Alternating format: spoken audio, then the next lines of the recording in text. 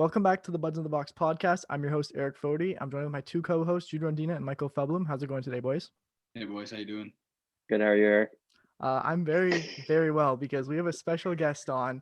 But first, before we introduce him, I have to give shout outs to Austin Toten and Dom Likes Hockey 99. Thanks for being huge fans, boys. Thanks a lot, boys. Respects. Yep. And now our special guest, Zach Nolan from Nolan Hockey Podcast. The link for his videos will be in the description. He does Jets fan reaction and all sorts of videos, so go check him out. How's it going today? I was gonna say I don't know how much representation it was when you guys said you're having a good day, but I can confidently say that I'm having a good day. Yeah, Okay. I was kind of lying a little bit, but I know, like you're trying not to break on that, and I was like, oh, We gotta put a face on. oh, yeah. through gritted teeth. Yeah. Anyway, so we're gonna go through this game and we're gonna get Zach's opinion on both sides, and we're gonna comment on both sides too. It's good to get both perspectives, especially when we're so diehard fans on each side. But it's all love between hockey. So the first thing I wrote down before the game, the Leafs play the Jets 9 times in their next 23 games, and same with the Jets. Yeah, that was the thing that I was always looking for. Like I'm not looking forward to. I was kind of dreading because like we were doing well in the standings, but then you compared it to the teams we were getting ahead of, and I'm like, all of these teams have lost to the Leafs. We play the Leafs like 10 times starting March. Like talk to me when we have wins on the Leafs, and then I'll feel confident about our spot. Yeah. Well, you got one already. Well, like the thing is though, is like it's a shortened season, so like you lose. My worst thought was 10, and that's half of it the way to going like almost negative 500 over there. So it's like Yeah, it's kind of interesting to hear like a different fan's point of view on like playing the Leafs. Like I never really get to hear that, like, oh, it's kind of scary to face off against the Leafs, or like it is absolutely terrifying. you guys, that first power play you had, or like you can cover it, but like I was watching this and I was like oh, this is not good. Like the graphic shows up, Jets penalty kill 21st, Toronto power play first, and I went, oh, that's not good. Yeah, I mean it's kind of like it's same thing kind of for the Jets too. Like as a Leaf fan, as different fans, it's kind of like, oh god, I gotta go up against Hellebuck first of all, Scheifele, Kyle Connor. We'll get into Hellebuck later, but you know, Scheifele, Kyle Connor, all those guys like Blake Wheeler, whatever, right? So it is kind of scary to play the Jets. And I mean, and just in the North Division alone, I think the Jets and the Leafs are going to be at the top of the division by the end. It really depends how Canadians pull it out, though. I don't know. That's true. Yeah. Canadians get their act together, it'll be tough. But for sure. And one thing I did want to ask you about, actually, from a Jets fan's perspective. So how did you feel about the Pierre-Luc Dubois trade and the Laine trade? I was gonna bring that up. I released a video on this, and I feel like I probably shouldn't get too deep into this, otherwise your timer would just evaporate. But I would say, in short term, it was funny because I released a podcast the day before about the rumors, and I was like, why would you do this? Because from what I see, Laine is the best man in the trade, but Dubois is we're the one giving add-ons to that. Okay. In hindsight, it makes sense because Dubois has 1 year left on a $5 million deal. Laine is on his last year and he's going to demand a big salary. Jets are more of a cap-centered team than I would say that they're more focused on staying low in their in what they're spending compared to the Leafs, who just decided 10 mil. Let's just rinse, repeat. Yeah. I'm not knocking them. They have 3 elite players from that, but the Jets are more of a build from the ground up type thing, kind of draft develop. So it makes sense. And also he's still an RFA, and the rumors coming out of Columbus that Laine probably won't stay there after the year anyway makes it a little better to think about, but we'll see. It's better in time, honestly. Yeah, Columbus is just like an American version of Winnipeg. Playing horribly. I've been checking every time the Jets play. I just look over. I'm like, oh. Yeah, I mean, if you're just looking skill for skill, the fact that there was an add-on with Laine like Roslovic, that is very weird. it's funny because that makes sense because Roslovic is a native of Columbus, and Roslovic was a guy we had tried with for years. Like, it was painful. Like, Roslovic was that kid that everyone was trying to make look good because he was the coach's son, and he just never worked. Like, we tried him on second line center, and then we went through those phases of getting rental centermen at the draft or at the free agency or trade deadline because we couldn't have Roslovic carry that second line centerman position. So like, and at that point he hadn't signed with us. Like, he wasn't signing in the offseason even as an RFA. So just, we had to give him up because we were never going to re-sign him properly. Yeah. And even with his early success, like, I think that's all it was. That's Roslovic for you. You'll love him for 5 games, then you'll forget he plays on your team for the next 10. Like, it's a little bit like Nylander. Yeah. I've heard those. We should probably get into it. Otherwise, I'm going to be talking way too long about Roslovic. For sure. Yeah. Okay. We all are. The first thing I wrote down in the first period was the Leafs actually looked really shaky and flustered when the game started. And the Jets put pressure on the Leafs, but they just couldn't convert early on. And then the Leafs turned the tables. And 8 minutes in, Hyman scored a beautiful goal from TJ Brody.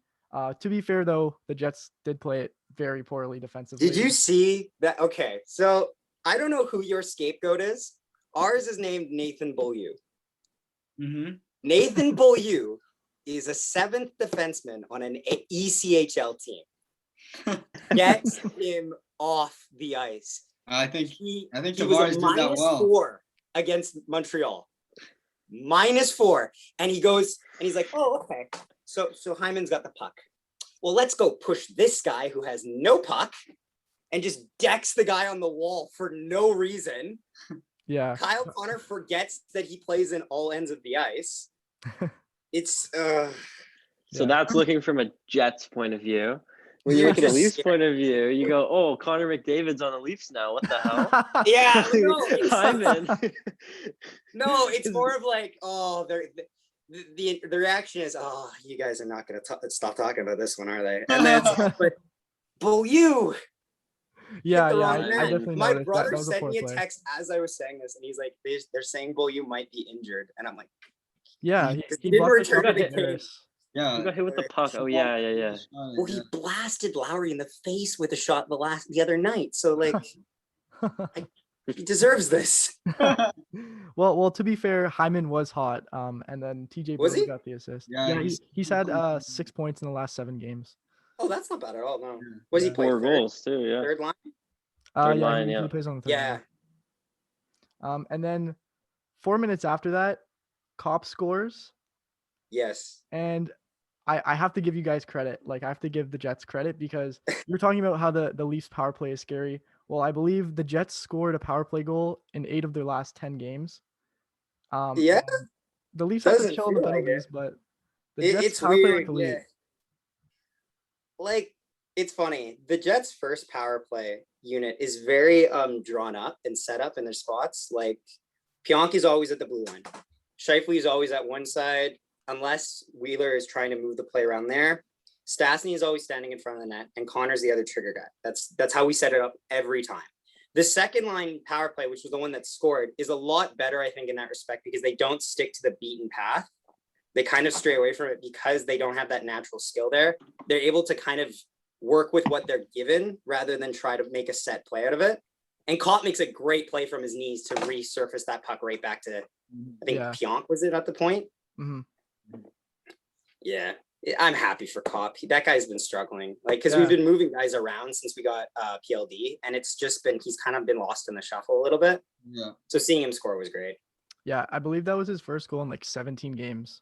Yeah, it sounds. Yeah, he's notched an assist here and there, but ever since like the first 5 games, he hasn't been able to really replicate that. No, I picked him up in that like mix up there. I was like, oh, look, he's doing hot now, and then he just went into that drought, and I was like, okay, right, yeah.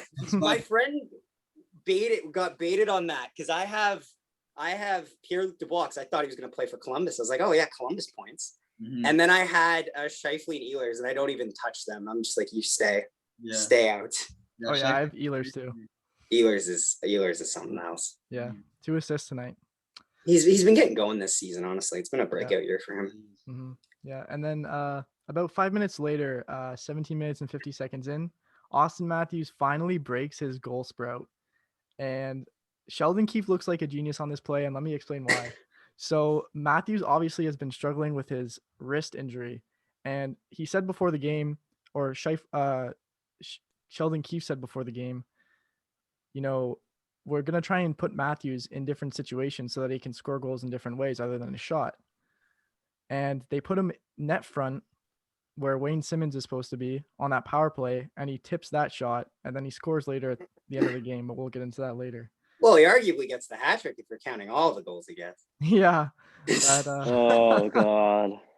No, actually, that was because the way your power play worked was scary, because what it did was it forced us outside of a box. We were able to get to play a lot more controlled later on in the power plays, but the first one especially, rather than have our guys set up like a box play, you spread us out. So like we were almost like a Y shape. And I was just staring at this and I'm just like, there is so much ice. Oh God. Like, because you could just feel it coming because they were just moving the puck with ease. Yeah, the momentum was definitely on their side. I kind of feel like with the Leafs power play, like from a Leafs fan point of view, it seems like the team's like defending it. Just looking at the break,out, the Leafs always drop it back, and I would be so annoyed if you drop it.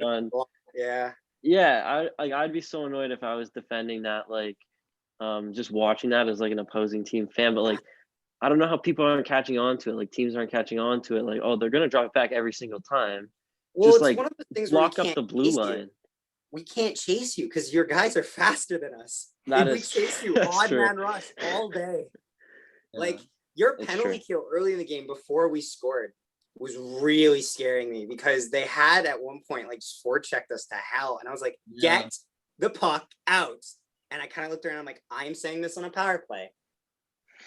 This is not good. No, I'll chip in there. Like, Mikheyev looked pretty strong there on the PK for a bit. Go ahead, Philly. I was just saying. I was just thinking we gotta do a viewing party one time with Zach. It'll be fun. You guys would have to set up the tech because I record on this thing.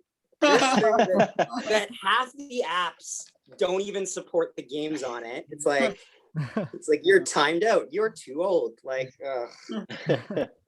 yeah. But that right there wrapped up the period. It was a great period, back and forth, high intensity. Oh God, I was worried we ran too much at a time there. I was like, oh frick. No, we're just getting started. So good. The second period happens, and the Leafs actually completely dominated the first half of the second period. Like they were in the Jets zone basically the whole time. 100%. And they just couldn't capitalize, and that's the problem with the Leafs. And then I knew that I felt this happening. Like I just felt it. The Jets come down. It was about like 13 minutes in, 7 minutes left, and Morrissey just takes a shot, and Matthews lifts his leg up like he's a fucking dog trying to pee. He looked like he was doing the reverse Panarin celebration where he goes, I kick it. Yeah, and the funny thing was, they said on TSN, he was what was he doing? He was showcasing the brand new CCM skates. Yeah. So they've got one goal. Yeah, they did get one goal on the wrong net though, and Morrissey gets that goal. I mean, there's nothing really Anderson could have done. No. And it was kind of just a weird goal, but tie game 2-2. And then the Leafs have a sloppy change. Now this goal really pissed me off. I was saying that you guys got away with a too many men in the ice, I thought, because the way it comes down your bench, I was like, there's no way that doesn't touch someone it's not supposed to. Yeah, well, it backfired in their way, and then who got that goal? Was it Kyle Connor? That was Kyle Connor, yes. Yeah. Ehlers feeds it to Connor in front. Yeah. It was change, It's funny because you guys were playing like I felt a lot of the time that you guys, what happened was you would put a lot of pressure on us. And what would happen is the second it would get out, you guys would exert a lot of energy in our end. It was weird because we would somehow have the energy to take it like across, like the third goal, for instance, you guys are changing after being in our end for quite a bit of time. And so everyone goes to make a change. because they wanted to score on that shift. And so our guys who, I don't know how many of our guys were even making a change on that play. Like Ehlers is really fast, so he gets it in.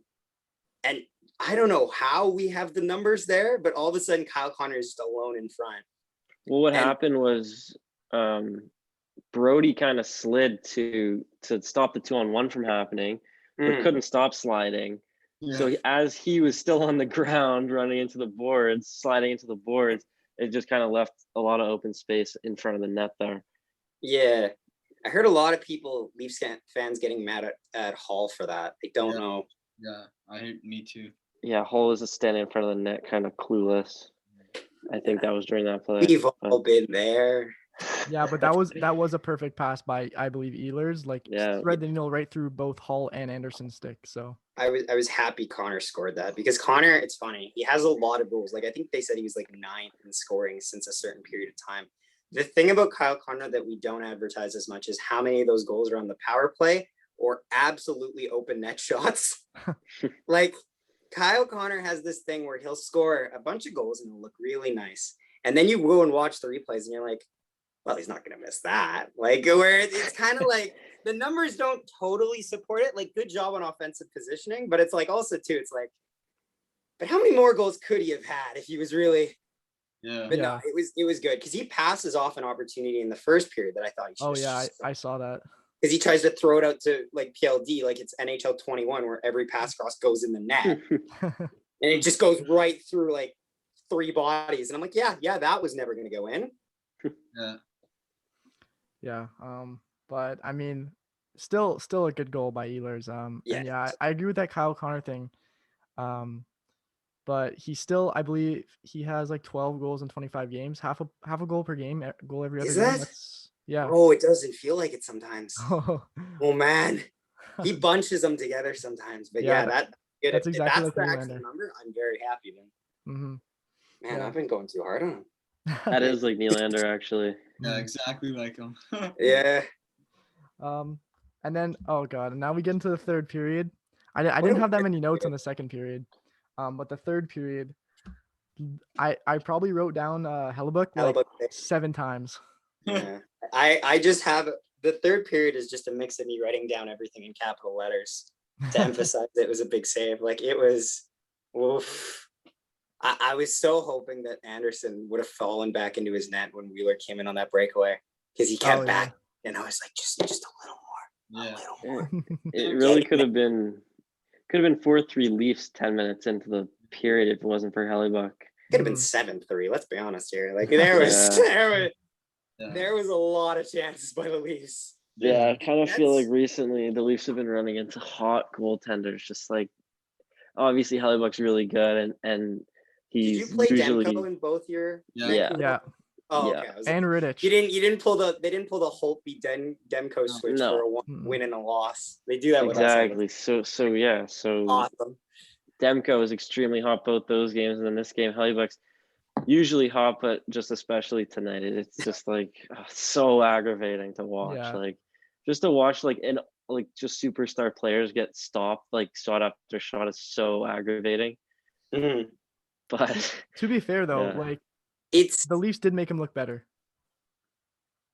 Their shots were like, what do you mean? They were good chances, but like Kerfoot whiffed on something. No. The Marner one? Oh no! 100%. That pass save was amazing. I've never seen Anderson make a save like that in my entire life of being a Leafs fan. I've never seen a Leafs goalie make it. He's not that bad. Oh, not that good either. Who was the one that had him in their Vezina? I did. That was you recorded that a long time ago. I was watching that. And I was like, do I tell him? No. Nah, the other two covered that pretty well. We recorded that a long time ago. So no, that was like a week ago when he didn't have 3 losses. A long time ago. That's like literally 2 days ago. No, it wasn't. No, I uploaded it 2 days ago. I think that qualifies as last week if it makes you feel any better. Pardon? Sure. Last week. Yeah, last week. Oh. No, it's weird because I don't know if you guys knew this, but we were playing with so Beaulieu was out and Poolman was injured for half that period, I think. I don't know if he ever went back on the ice. So we were either playing with 4 defensemen or 5. That's also why we had Pionk and Morrissey on the ice at the same time on the second goal, because those two never play together. Yeah. Which just like, we should play them together more often. We literally can't, because then there would be like 40 minutes of space where we're just trying to hold our breath and hoping that our other AHL defense can hold the fort in for that. But well, I saw Pullman on the ice when you guys I think you guys had those 2 empty net chances, and they were the right. ice, and I saw Pullman on the ice there. That was like a 2 or 3 minute shift there, right? So. Well, what did they say? Marner and Matthews were on for like 3 minutes and 3.5 minutes. Like that, you guys played like Marner and Matthews pretty much played from the first time you guys pulled your goalie to the end of the game. Because you scored, then you just like took a timeout after that. Yeah. They try to like delay it and give. The timeout was to give Matthews and Marner a breath. I'm pretty sure. Yes, literally. Like that's Oilers do it all the time. Like. Yeah. And then we skipped over that goal from Appleton. It was a great goal. About 8 minutes into the game. That passing play to set it up was so nice. Yeah. Like they catch. It was one of those things where it's like, you don't see the play too often, but it's a very good play when it works, where the forward's here, first forward's here, the second forward's here, defense here, and he passes it almost past the defenseman as the forward is kind of picking up speed, because Appleton is racing to get past your D-man. I don't know which one it was. And your defenseman can't fully commit to it. Otherwise, he just gives the lane right back to Andrew Kopp. It was a really good play that I was happy with, because we were getting shelled, I think, before and after that for the next minutes, it felt like. Yeah, that was the thing. Like, that was literally, I think, the second shot of the period on Anderson. And it was an amazing play, but that was and that defenseman was Riley that messed up. Riley's not even that bad though. Oh, Riley's a great. Your guys' defense are in better shape than ours. Like if I was, for sure. You have 100%. Riley. You have Riley. Brody. Muzzin's not bad, I don't think. Brody. Yeah, Paul's not bad sometimes. Yeah. And then Brody, of course, is pretty solid, but he's defensive, so that helps. Yeah, he's really defensive. That's what we talk about sometimes on this podcast, is like Brody goes really unnoticed a lot of the time because he makes those defensive plays. But he is so like just rock solid back there. Like really, he's not on for a lot of goals against. Like usually he's never on for a goal against, really. So yeah, that makes sense. Yeah, and he's like a perfect combination for Riley, because Riley can do his offensive stuff. Yeah, of course. Mm-hmm. Well, like that's kind of like what we did, I think. Like we do that for our second pair, which is like Pionk, because Pionk's probably our best defenseman, if I'm being honest. And then it probably goes Morrissey, but Morrissey's more of a puck moving. It's weird. He's a puck moving defenseman that always gets paired with a defenseman that doesn't know how to put the puck on net properly. So every single game, you're just like, Pionk's racking up points. How's Morrissey doing? Well, Morrissey has to pass to Nathan Beaulieu. And Nathan Beaulieu has the same shot accuracy as Cody Ceci. So, oh god, Ceci. It's bad. It's really like the way Jets fans talk about Beaulieu. It's like, oh, I know he does a lot of good for the community, but the community does not repay that. Oh yeah, I can tell. Well, I also had another question. I don't know. It's kind of out of context and not really to do with this game, but what are your thoughts on the Dustin Byfuglien situation? The Dustin Byfuglien, that's a far one. I think it would have been better if the Jets knew about it ahead of time, because that offseason we pretty much gave away everyone. Yeah. We gave a lot of pieces away, and Byfuglien didn't let us know until preseason started. So then we were like, oh, well, there's a like $8 million or whatever it was, just back on the salary cap. That's really could have used that earlier when we were trying to re-sign Myers, Tanev, Sherratt. Sherratt's the one that sucks, because I actually would have liked to keep Sherratt. Yeah, he's actually pretty good. He's done okay actually on the Habs. Him and Armia. Yeah. Like it's unfortunate, but like, and I felt like I had this bad feeling that some of the Jets fan base would be overly negative against it, like for it. But that being said, he has his cup from like he has that cup win in Chicago when he was still playing like as a forward. Yeah. So there's not that like need and that desire to have to go back like for one more ride. Like you see like in a Marlowe. Well, Marlowe's practically doing it for the record at this point. Yeah. But like Thornton and Spezza and guys like that, you don't see that much drive in Byfuglien as much. And like he had a good career in Winnipeg. There's never been anybody quite like him in terms of physical game mixed with offensive ability for a defensive core, especially for the Jets. I mean, he was just always like a focal point whenever he was on the ice. It's unfortunate it happened, but I'm glad that it's been able to somewhat like we've rebuilt. It's kind of like you're making chicken salad out of chicken crap. Like there's really not many positives to that situation. Yeah. But the fact that the Jets haven't completely imploded on the back end, which is still an arguable statement, but like we're in a playoff spot, so you can't say it fully. Yeah. Is and somewhat too. So when the Jets were the Atlanta Thrashers, who was your team? My team, it was a mix of it was Calgary because I'm a goalie. So growing up, I loved Mika Kiprusoff's mask. I thought it was the coolest thing ever. He had the skull, the flaming skull. I was like, that mask is fucking sick. Cause like I was in like grade like 4. So I was like, flames and skulls, sick. Yeah. No, I was Flames fan. Chicago a little bit, but that was mostly to win a bet that I won. But like it was harder. It was harder to decide back then. Yeah, it's good to have like a solid team now. Just like Are you from Winnipeg? Yes, I am actually. So it's perfect. There you go. Yeah. So was it weird then having to basically like cheer for a team that like wasn't yours to begin with? Not really, because like it's one of those things where it's like you'd always heard stories about the old Jets, so having them back, you didn't really care where they came from. Like it's kind of like asking like a Flames fan. It's like, does it matter to you that it used to be the Atlanta Flames? Yeah, like no, it's your team at this point. It plays in your building. Really bad when they moved. Oh yes, the fact that the Jets have been able to become such a respectable team should be proof that our GM has done a lot of work to get rid of that Atlanta stench. Mm-hmm. Like, if I'm looking at the original Atlanta roster, Brian Little's on LTIR. He's going to probably spend the rest of his career on that. Blake Wheeler, and that's about it. Mark Scheifele was the first draft pick by the Jets, and then after that, it's just all Jets. Ilya Brizgalov on that team? Wasn't Ilya Brizgalov on that? Brizgalov was never on the Jets. He might have been. Thrashers, right? He might have been.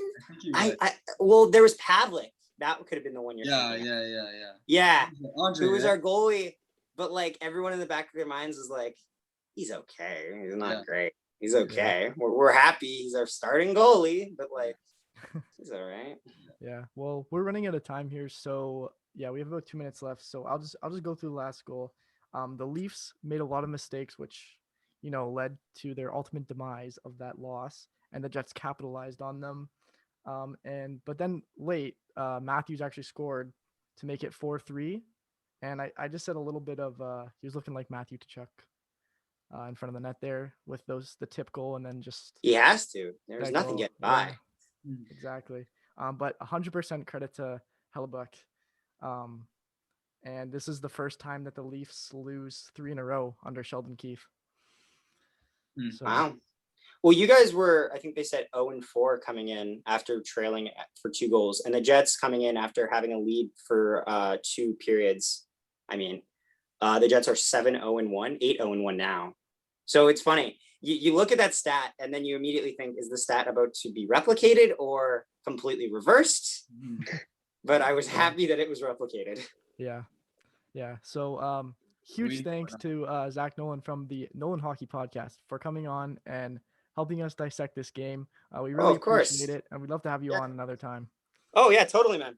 Yeah. So thanks for having me. Yep. Thank you guys for watching or listening on Spotify, and we'll see you guys next time. This has been the Buds in the Box podcast. Bye for now.